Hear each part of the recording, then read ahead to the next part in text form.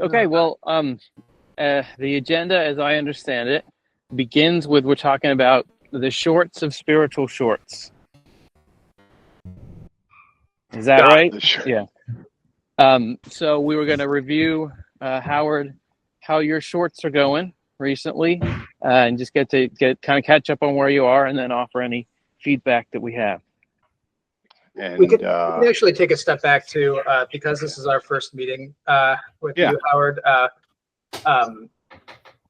Curtis, can you remind me? There's two things. I'd love to just get a reminder of like what is the broad agenda, and then Howard, just tell me a little about like your audience that you're trying to serve. You know, how you think you're doing with that, and anything that is popping out to you as opportunistic or challenging. Oh yeah, I'm sorry. So this is meet Howard and his channel, Spiritual Shorts. So it's just a general meet and greet. Oh, I feel like I know your channel already, but I'd love to get reacquainted with it. Second is a status update from David. These are in 15-minute increments.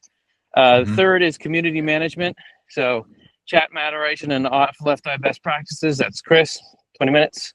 And then Q&A, introduction to a cool new tool. Off the left eye is found Nano Banana, and that's 10 minutes. So yeah, I guess in the beginning we would just get to reacquainted with you, Howard, and what you'd say your channel's about and how's it going. Good. Okay. So quickly, Chris, I consider myself the reluctant YouTuber. I didn't want to do it. Even when you were visiting me in England, people were like, oh, you got to get on YouTube. You got to get on YouTube. And I just didn't want to do it. And the primary reason I didn't want to do it is I didn't want the one viewer to be my sister in America. I love my sister, but of course, all of that changed in March of 2020. I had to immediately find a way to continue to provide some kind of services to our congregation. And what I did was I basically took a 50-minute, 1-hour service and crunched it down into 15 or 20 minutes so that people could sit in their homes, light a candle, open the Word, and go through the entire liturgy. So, you know, I'd say an opening sentence, I'd open the Word, I'd say the Lord's Prayer, I'd read lessons, and then I would give a short summary, a message based on those lessons, and then I'd, you know, bless everybody. And I did that for 3 months. I think our first lockdown didn't last more than 3 months. We returned to in-person service, but you know, the one benefit of it was I realized that my congregation more than doubled, probably tripled, because all the people that used to be connected with the church here in Roseville were now able to go to service again, even though they'd retired and moved away. Right. No, nobody retires in Roseville. The North Shore of Sydney is a very expensive place to live. So that kept me going, and it kept me going for 3 or 4 years of doing that exact same thing. Now, there were a couple of different iterations, and I shortened it a little bit. So then I started talking to Curtis. I don't know if you know Curtis, but he seems to know what he's talking about. And and Curtis just kept saying, you know, I think you can do a lot more with your channel. I think you can do a lot more with your channel. I'd like to encourage you to do that. So September of last year, September 1st of last year, I completely revamped the channel. I still do I still do a 5 to 7 minute summary of my sermon each week. I do a 3 to 5 minute, so in a couple of weeks, a much longer one's coming out, but a 3 to 5 minute summary talk on each subchapter of Heaven and Hell. I'm coming to the end of that. I'm nearly at 500 and I'm at 500 and something. Yeah, number 500 and something in Heaven and Hell. I'm just about to enter Hell, which will be an interesting dive. Might have to change the graphics. So that comes out on Fridays. On Wednesday, I do an actual short. I know I'm called Spiritual Shorts, but technically they're not shorts.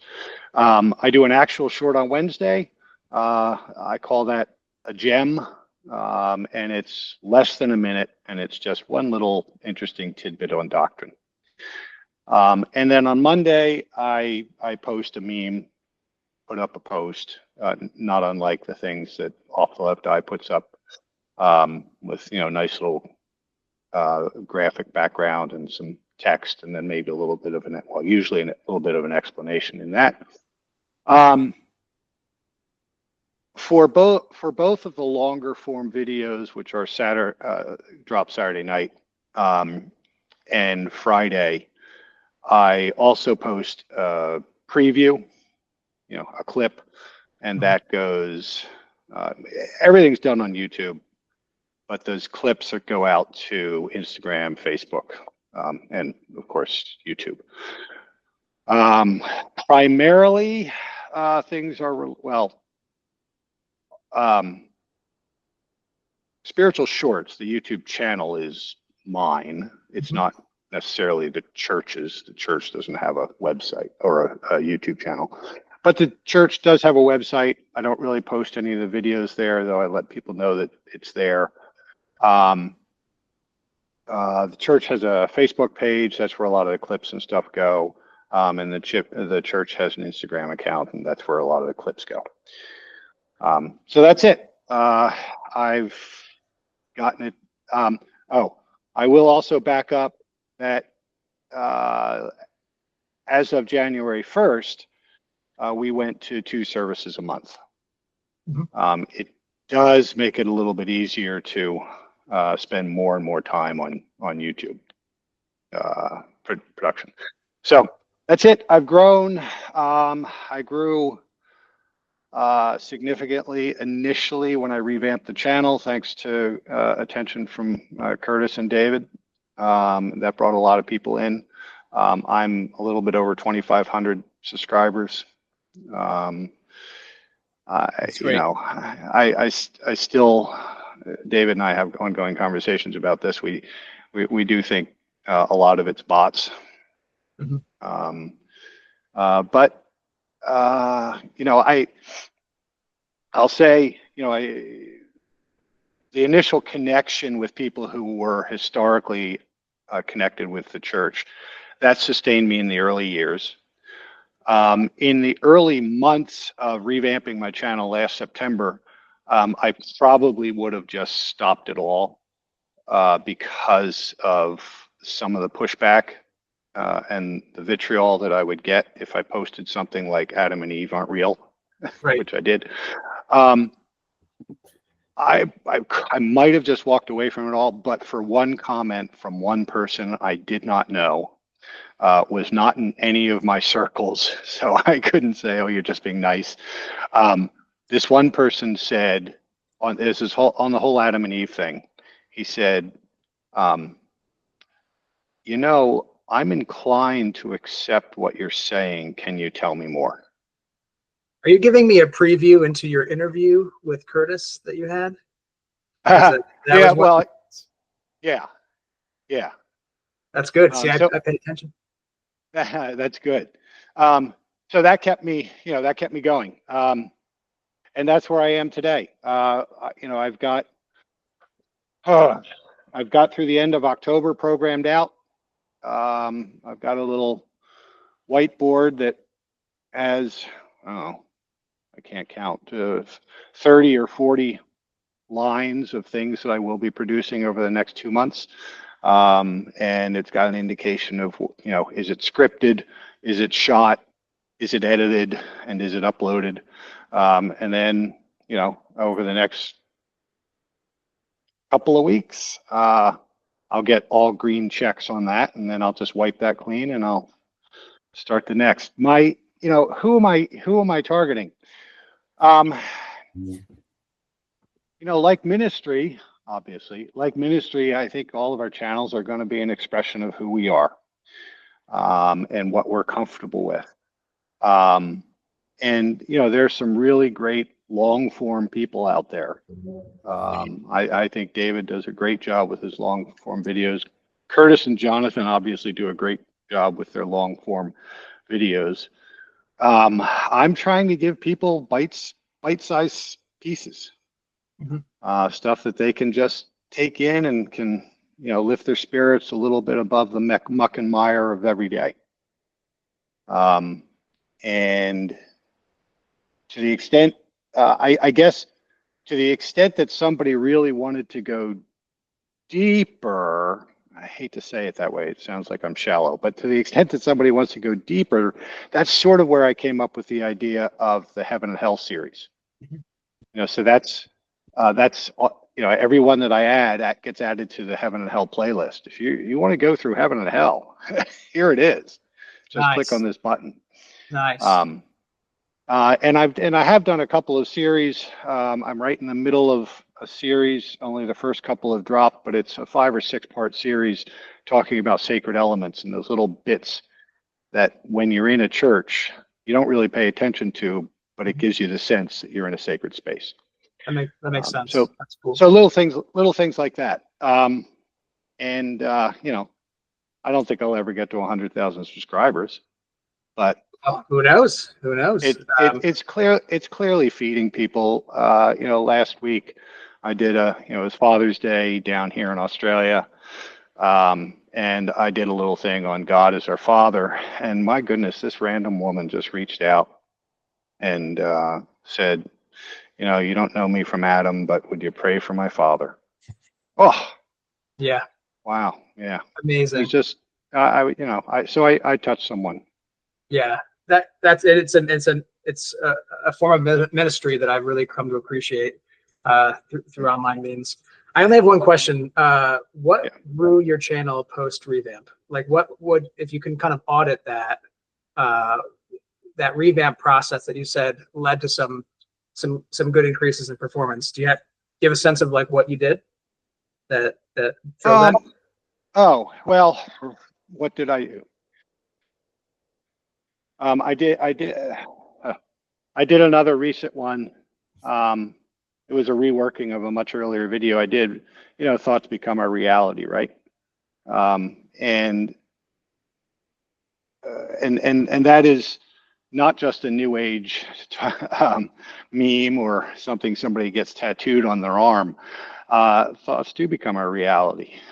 Nothing that we do did not begin as a thought. And my YouTube channel is a prime example. I just do a lot of thinking about it. So when I was in Colchester and people, you should go on YouTube, you should go on YouTube. Well, I didn't do it, but I spent a lot of time thinking, if I did, what would it look like?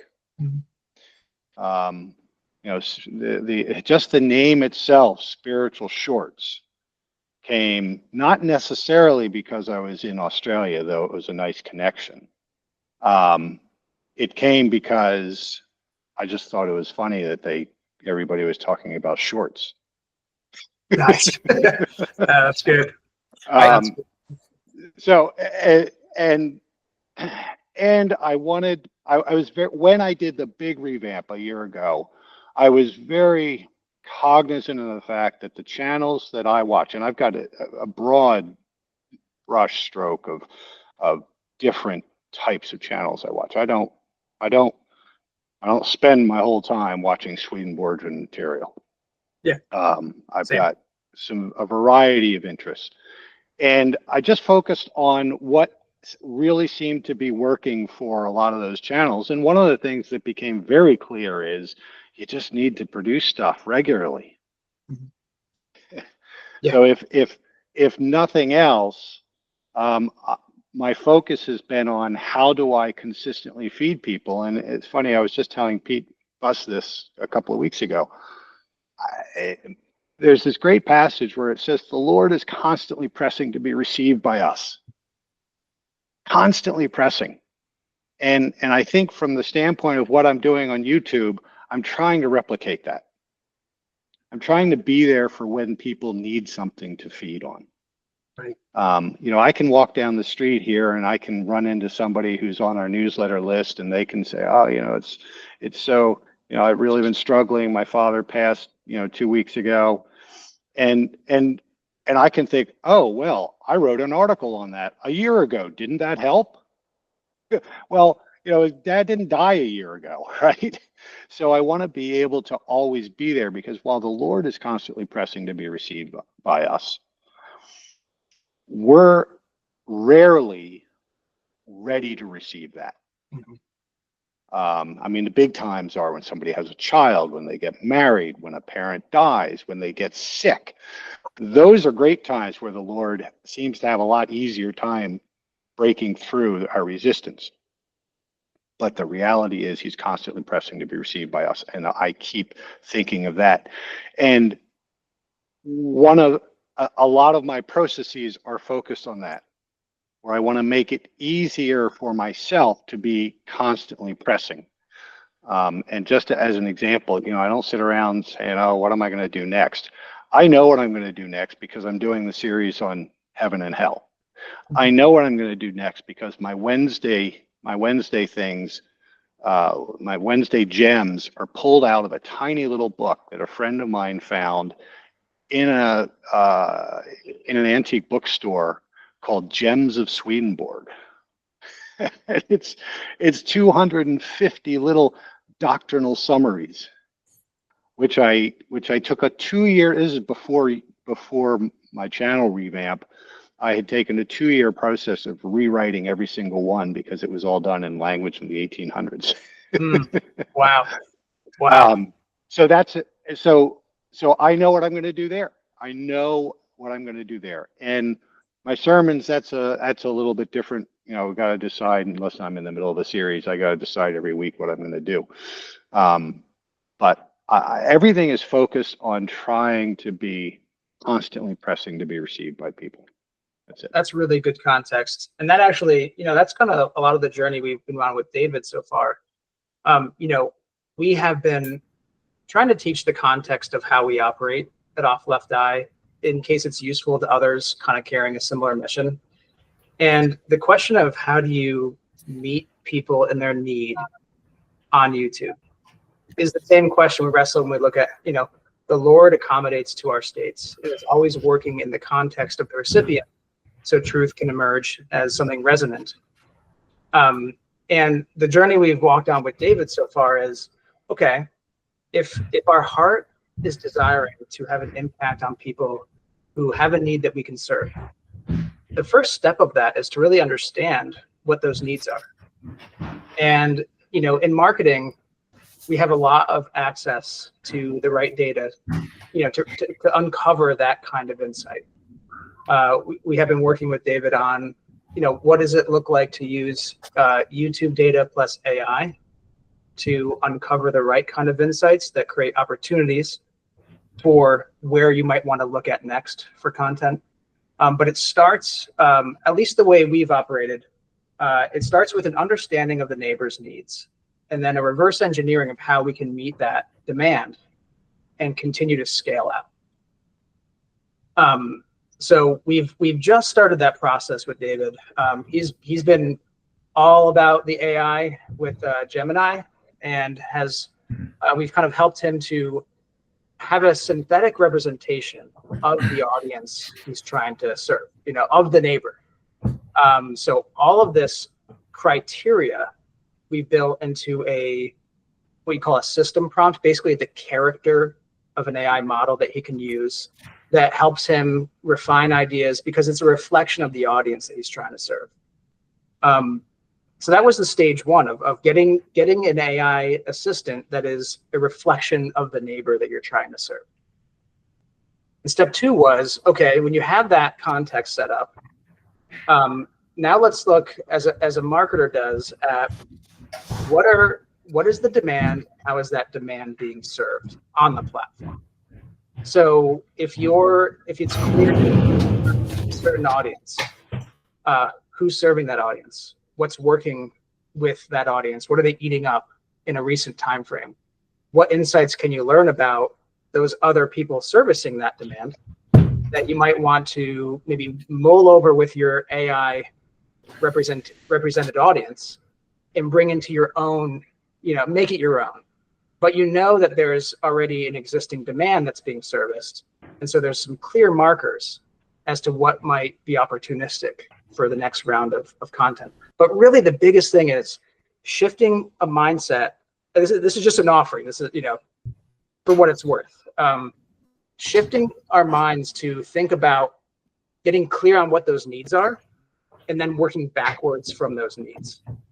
And data is the basis for doing that. So that's really a synopsis of the journey we've had with David so far, that I just want to get you caught up on. And any of that we can work through if you want to be a part of this affiliate thing. We've already started a lot of this templating with David, and we can bring that over into your world should you ever be interested. Well, I did watch your talk with David. So great! So I watched your videos too,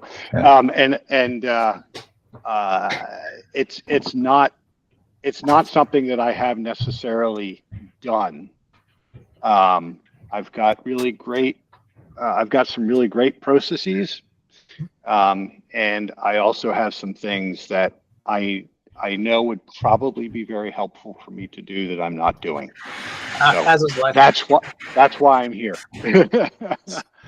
Well, no, I'm here because of the great talk that Curtis did at the assembly when he said he wanted a network of off the left eyes. I know that we're going longer than it said on the agenda, but I think this is an important time to get introduced to Howard. So we'll squish what we need to squish. I just have a couple of reactions too from what you said. I guess I'd be interested. I don't want to talk about it right now, but I'm interested in that comment you said about how you guys think what your subscribers are bots, maybe. And is that just because you'll have like 2,000? Just so you know, Off the Left Eye has 180,000 subscribers. Our baseline for a video is like 5,000 views. Like it'll go up from that, but so you can to have way more subscribers than you get views is pretty standard on YouTube, just because YouTube does not show your videos to your subscribers. So those could be 2,000 people who really did subscribe, especially if you haven't been advertising. They might well be. It just doesn't pay like it used to. But that aside, I just want to say that you have a lot to be proud of on your channel, Howard. I was just looking at your top shorts, and you have a 10,000 view short that has 1,900 likes on it. That's a huge impact. And then the ones trailing from that, and you've got a lot of long videos up over 100 views. I don't know the exact number, but the number of people who are doing the work of putting out content, entering this huge conversation for Swedenborg stuff, you could fit them in a Zoom call. Where this is a good percentage of them right here who are regularly doing it and putting it out, and it's so important. And it's true that there's it's grind to do any content creation, but you're doing it, and that is it. Not only is it important to people now, but even every day, a couple people are finding those videos, and we are shaping some of the conversation. So I just wanted to say, good on you for doing it. Let's keep at it, and we'll see if we can. I think that's another thing. I was just feeling myself like, am I any good at being a YouTuber? Like, do I know how to be it's just very hard to not feel like you're good at it, and to feel like you can do it in the future. So that's part of why we need to just get together and encourage each other, because it's just the nature of the beast, I think. So I want to add that to this meeting, because part of it is, Chris, I think you mentioned, it's consistency. Oh no, Howard, you meant it's consistency. We have to keep consistency across the Swedenborgian movement of people putting content out, because otherwise we're not out there. But also, you never know what takes off to who. So we got to keep going, and you're doing a great job keeping going. All right. Thank you, Curtis. That positive feedback will sustain me for another 6 months. That person who said, I'm interested, tell me more, that made you keep going. Now you got me and Chris and David also, because if you give up, we're going to be like, hey man, come on, why'd you give up? Keep going. Right. So we're there doing that. We're your accountability buddies. I appreciate that. All right. Well, let's switch real quick here, and next on the agenda is we want to get a status update from David, our star performer. How's everything on your end? So look, can I just quickly talk to the bots issue? Yes. And just show you what I thought. So at the beginning of this year, I did a Google advertising push. Okay, I advertised one particular video and it took off, and I ended up getting something like 1,000 new subscribers virtually overnight, right? But here's the thing that I noticed. So you have on the YouTube dashboard, you've got this little thing, recent subscribers, right? Now, the thing about that is, so those are people who allow their subscriptions to be known. Okay, so the system can tell you that they've subscribed to your channel, right? Now, not everybody does that, all right? That's obvious. But you would expect overall that, you know, the number of, if you're going to get 1,000 new subscribers, some of those will be those channels that allow their subscriptions to be known. Yeah. So over the process of getting 1,000 new subscribers, that recent subscribers list will change. Does that make sense? Yeah. It didn't.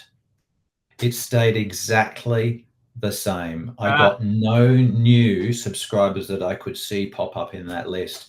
And so I thought, okay, there might be some real people in there, but there's not enough real people for that box to change. And 1,000 just didn't seem credible to me. So that was my thinking around the bots thing. I stand corrected on that, especially if it was a promoted post.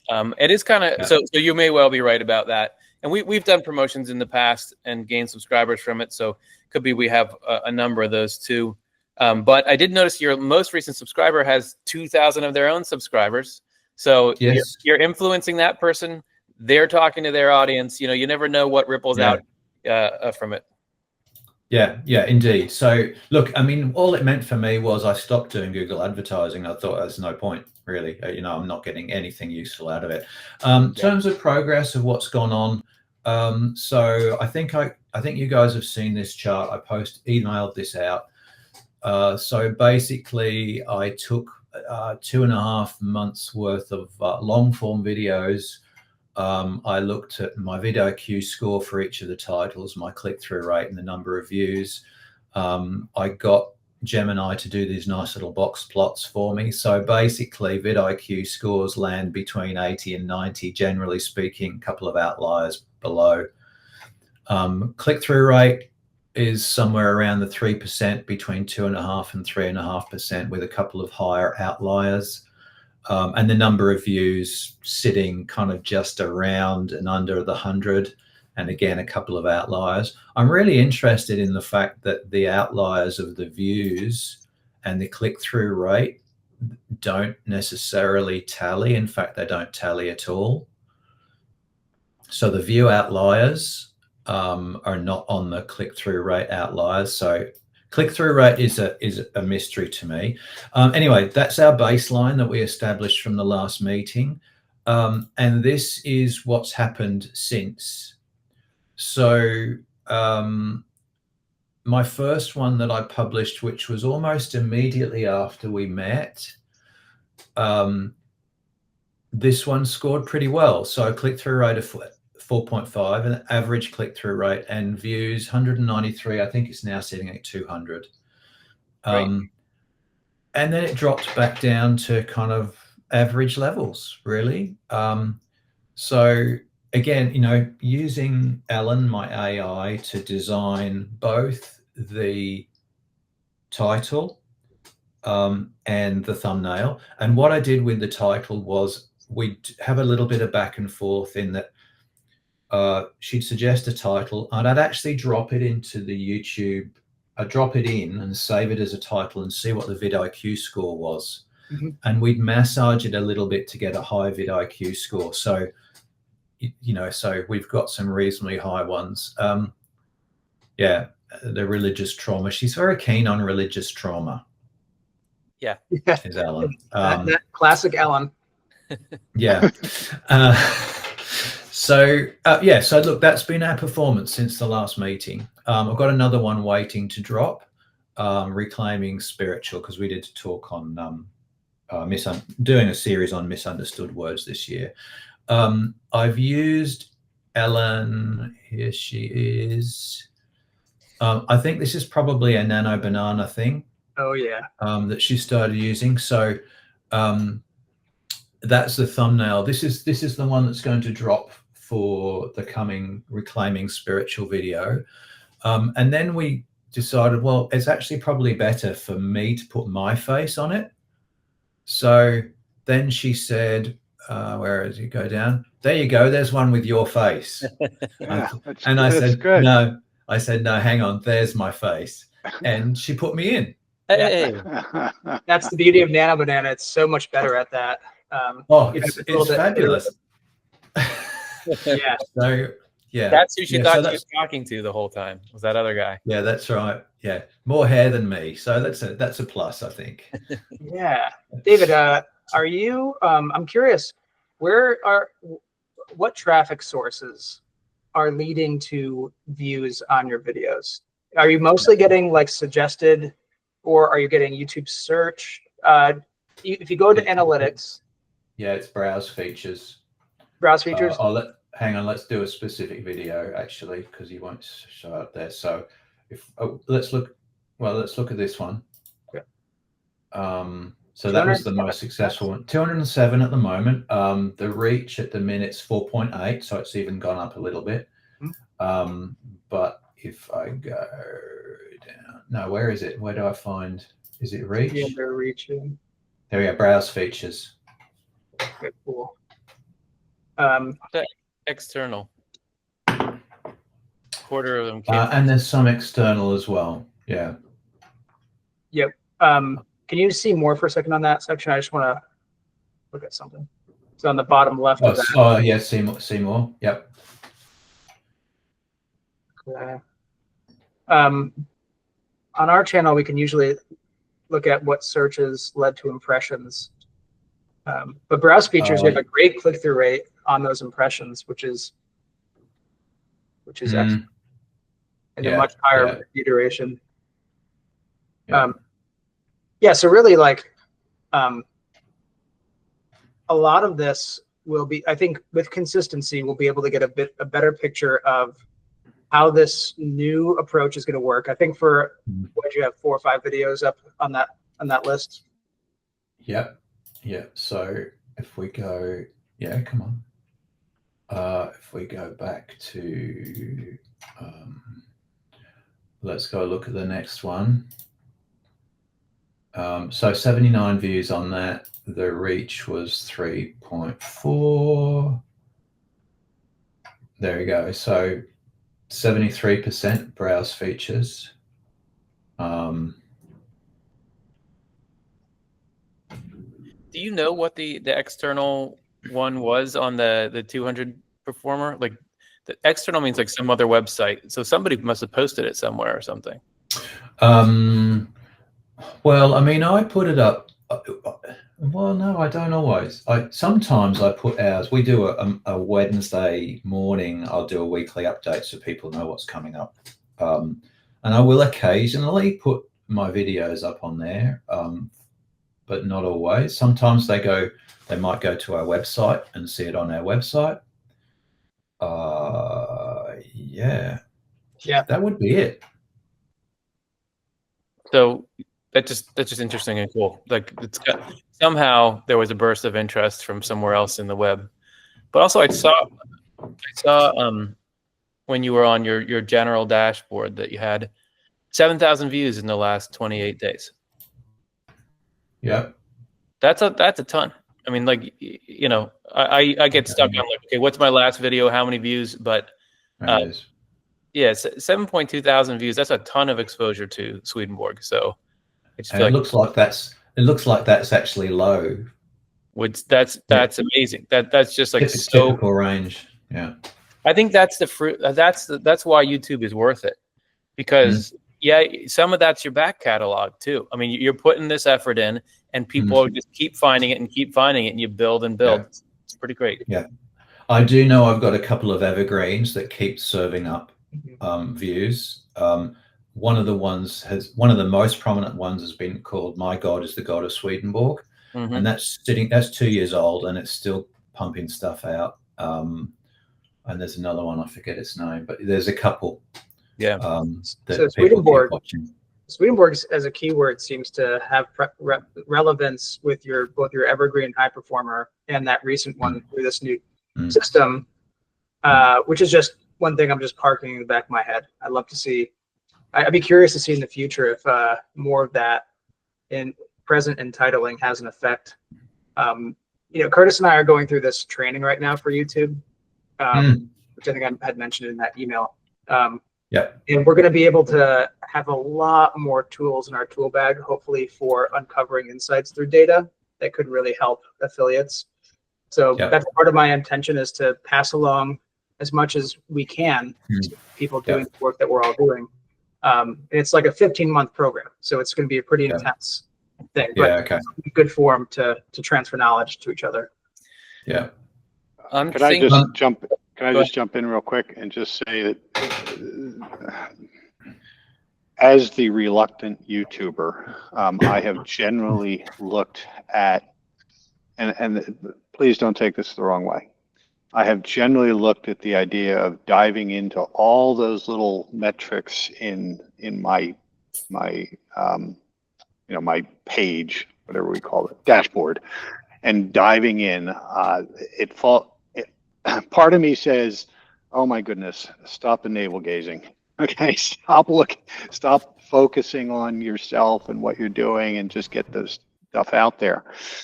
And I struggle with tech. David absolutely wows me with what he's capable of doing, but I struggle with tech. I struggle with wrapping my head around the processes involved. David will get a bead on a new AI, and next thing you know, he's proficient in it. And I'm just still trying to figure out how to keep my clock next to my bed from losing a minute every day. But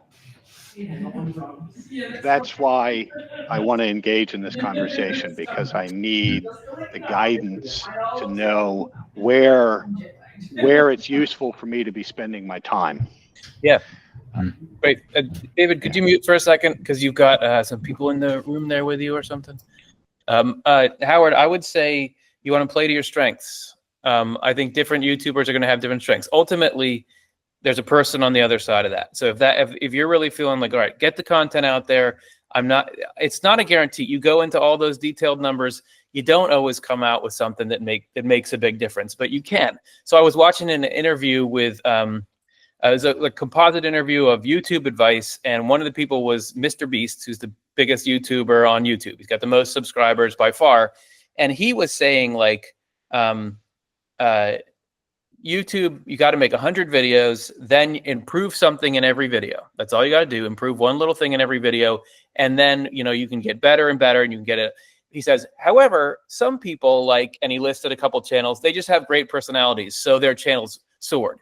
For the rest of us, we have to do. So there's different strengths. Some people have that people connection. Some people. So Mr. Beast, he's got a fine personality, but really he did the digits and things, and that's how he moved forward. I don't think we're going to be, any one of us is going to start becoming a master that thrives in a domain we don't really thrive in. So it's like, and that's totally fine. I think there's a million ways to do it. So I would say that maybe there'd be a few skills you pick up about knowing, like, oh, this one had a good, like a click-through rate, for example. Usually it reflects your thumbnail and title. So if you know, like, that, just know that basic, like, wow, I know that one metric, click-through rate, that means maybe this title and thumbnail weren't that great. And then watch duration, that's good of, like, how interesting was the video once people got there. So if something has a really high watch duration, you might know, okay, that was a strong performance. And then you take that, you use it however you want, but you can keep playing to your strengths, because that's going to be, everyone's going to do it how the way that it works the best for them. And yeah, you gotta enjoy your time on the platform. So yeah, you don't want to get too into stuff that doesn't feed you.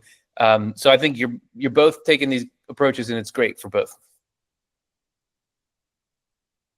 Thanks. And I can still learn something new every day.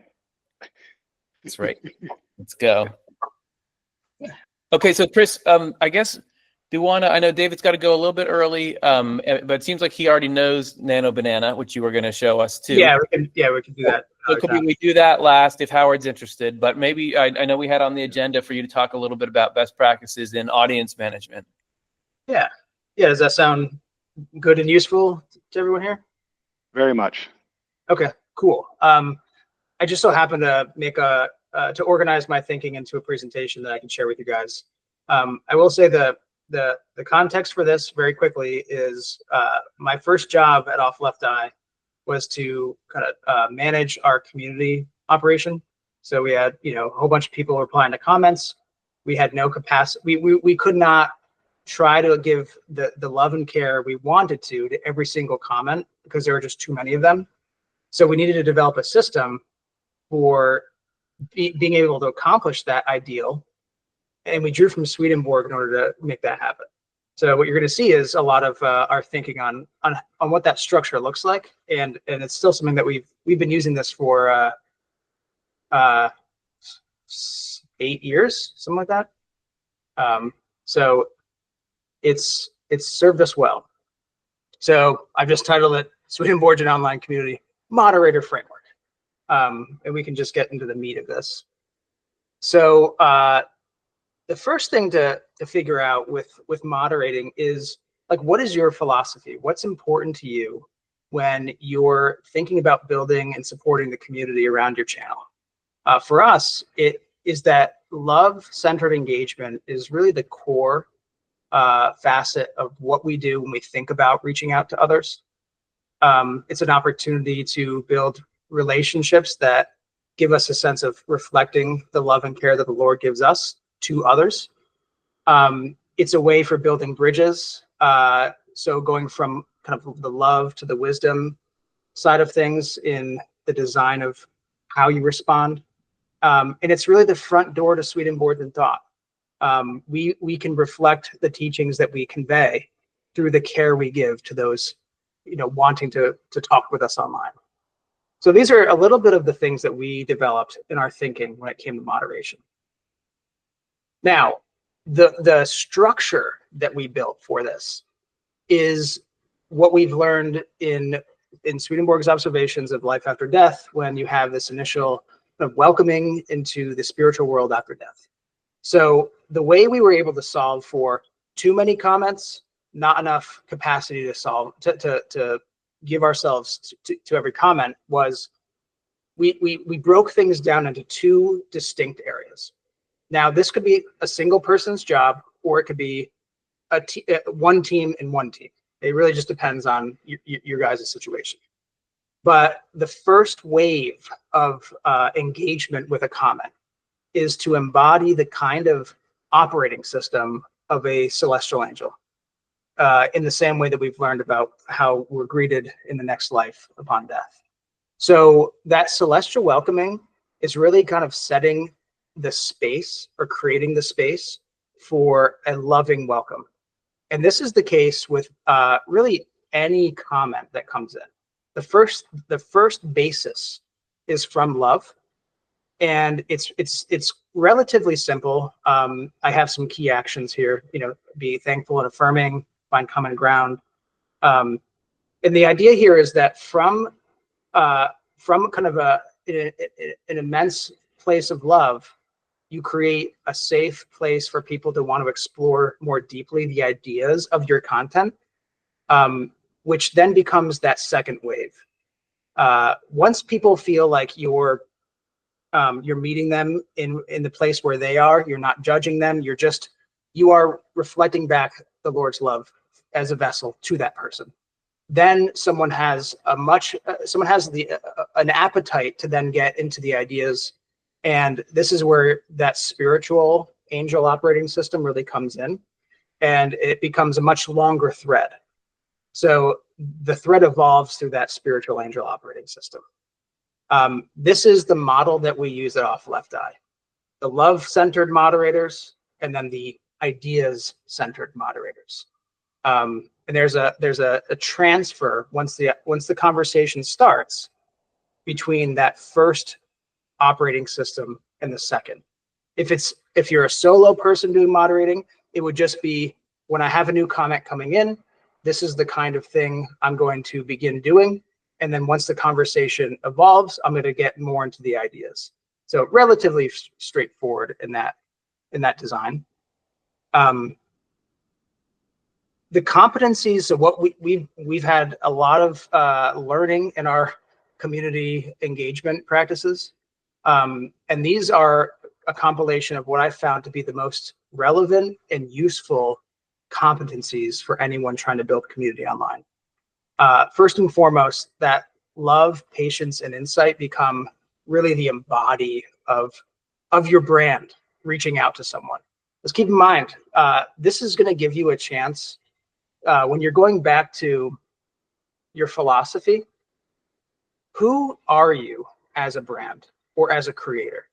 What are the values that you want to be known for in the world, that you believe in and have convictions around?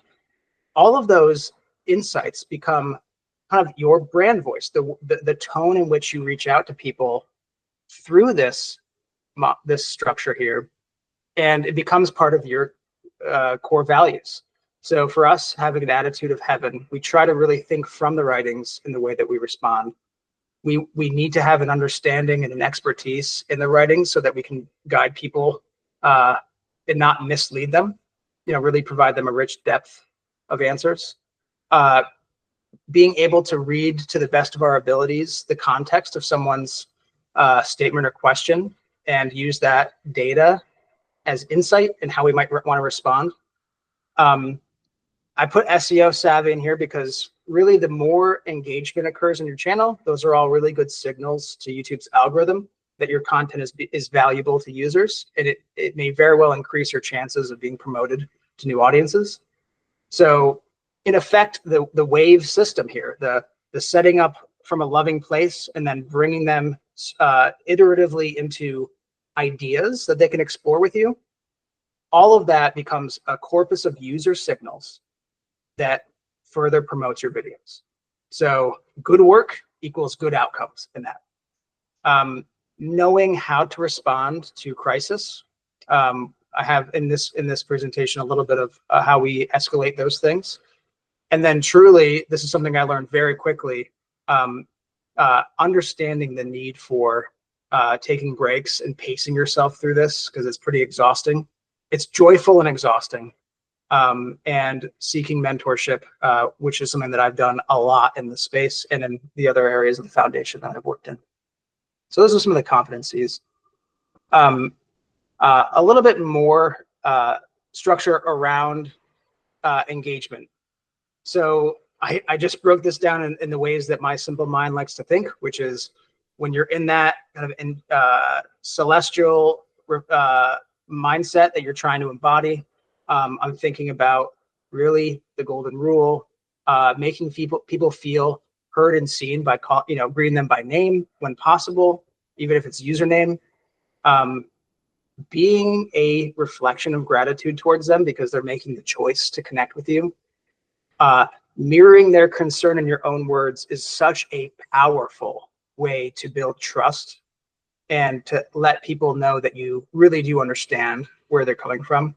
I find that to the degree that you do that, you will have a much higher likelihood of continuing a conversation. People tend to open up very quickly, and these are all things you guys know. I mean, in your ministries, this is just what I've learned through online community. There's a lot of parallels, and one of the easy tricks that we've learned for continuing conversations is to always end with an open-ended question when relevant, so that it continues to prompt the user to keep journeying with you. I have a few different common affirmations that I use to build common ground with. And then lastly, in this section, handling the hard comments. We get plenty of those. And when I was managing our community outreach, we would have, what Curtis has heard me say this a million times, but like a troll conversion rate.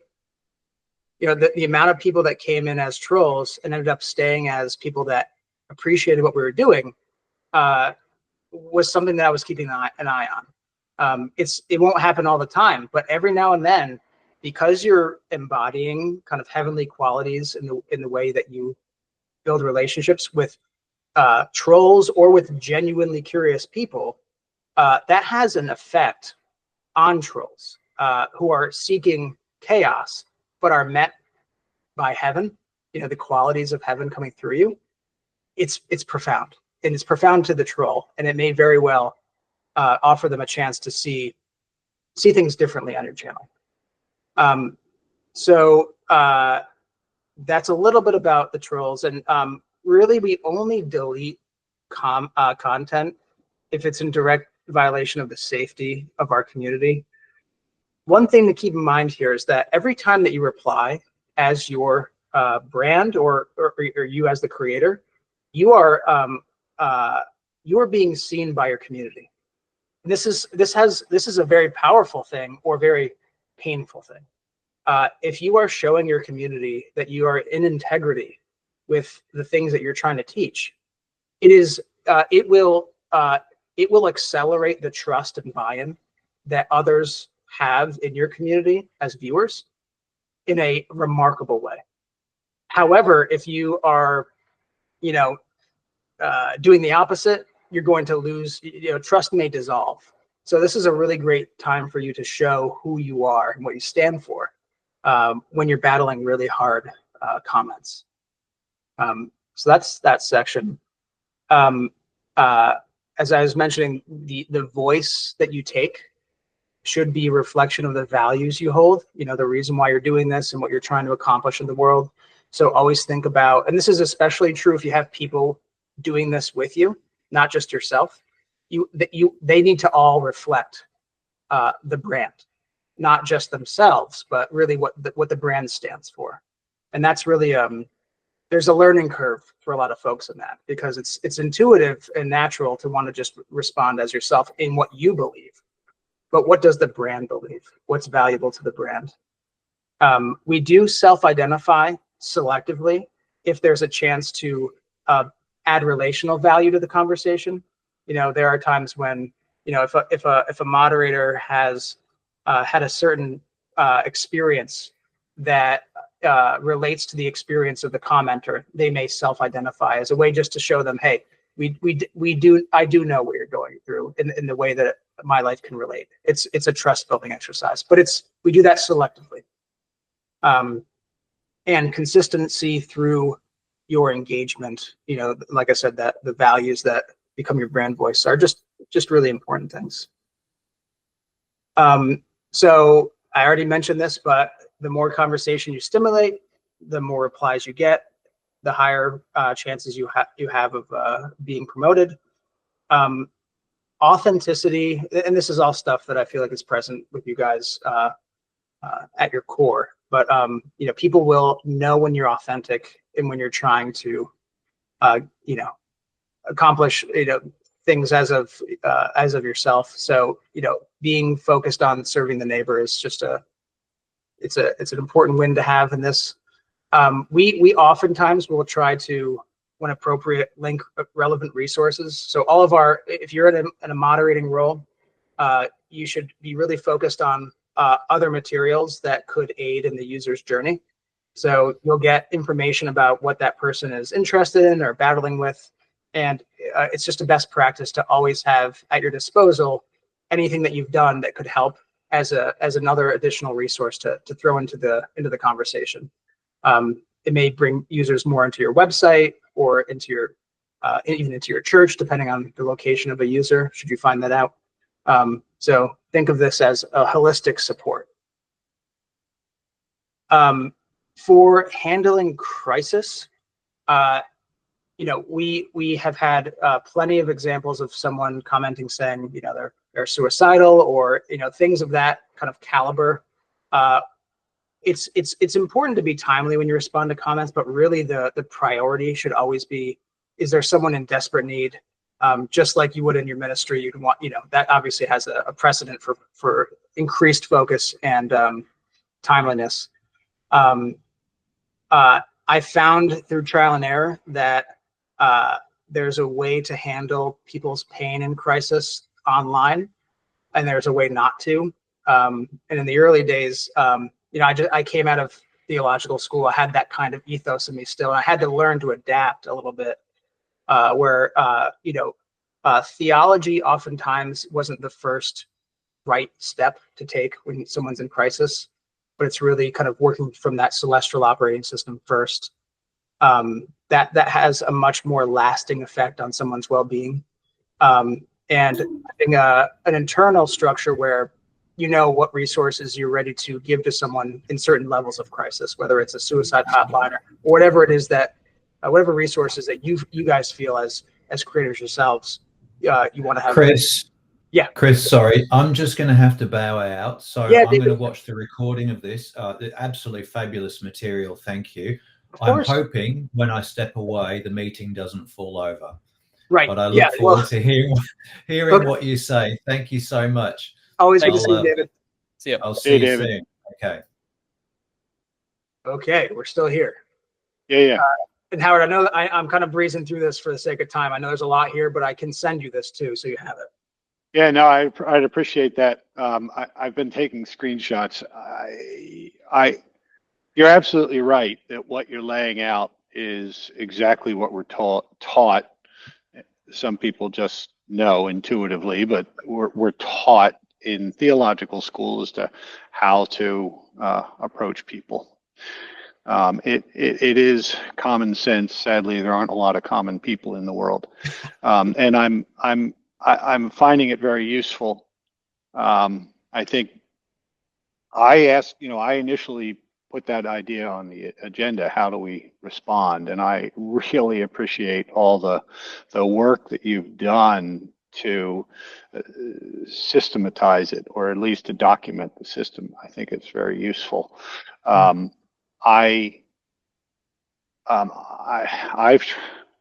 caught my attention with the trolls.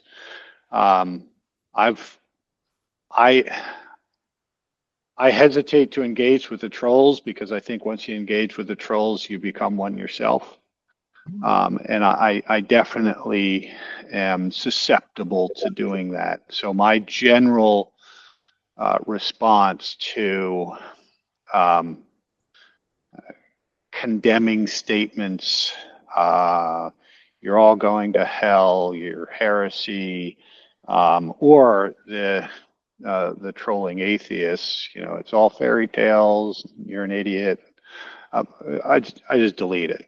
I think that's appropriate, especially if you're a single person team, because there's a, like what Chris is saying here is what we designed when we had a team that would answer the comments.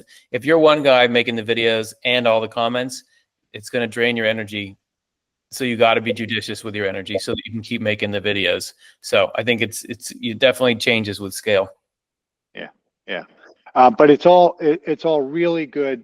Thank you for that, Curtis. Makes me feel a little bit better about responding with condemnation. But it's really good and useful to say, okay, yeah, I am. I just naturally do that. I just know that that's the way we should be treating other people.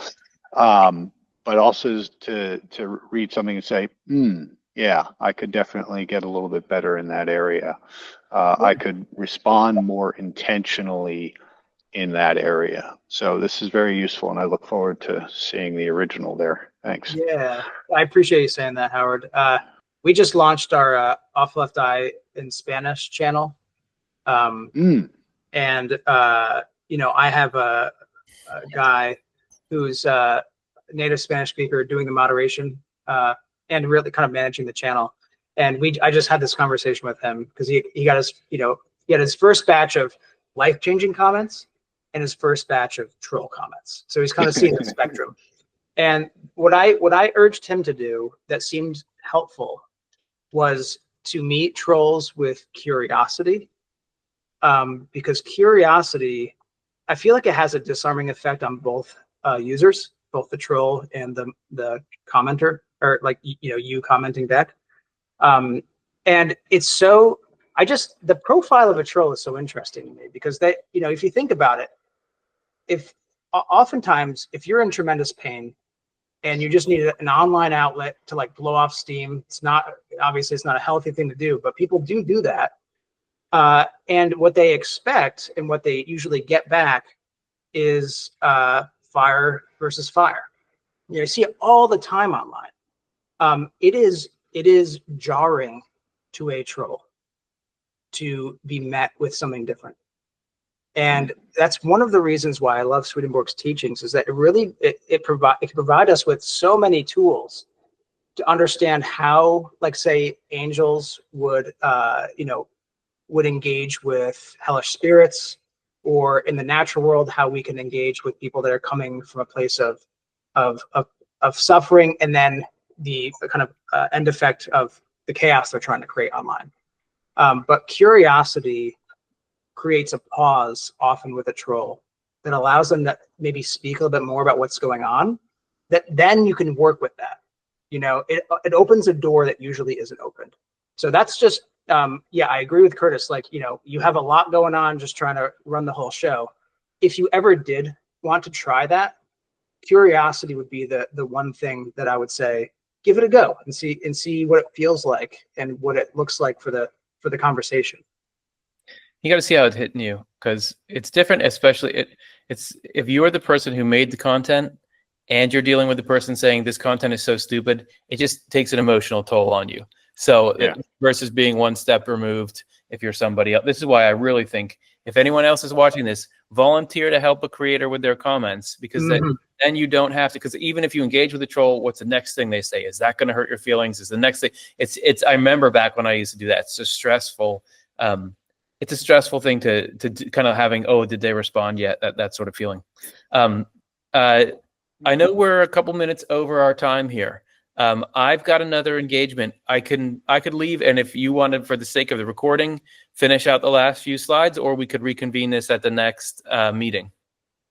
Let's reconvene it because I've got some things to do too. It's beginning of my day here, so cool. And I do want your thoughts and expertise on this whole nano banana thing, because that's all the buzz now, and I have no idea.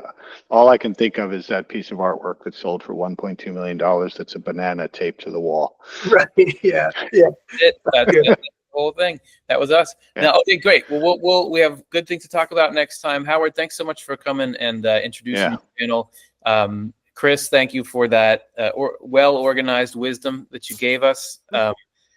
Creators who are watching this after the fact, hello. Come to our next one. We'll get you on here at some point. Thanks, everyone, for doing the hard work of putting Swedenborg out onto the web. Yeah, thank you both. God bless, guys. Great to see you, Howard. Talk soon. See ya. See you, Curtis.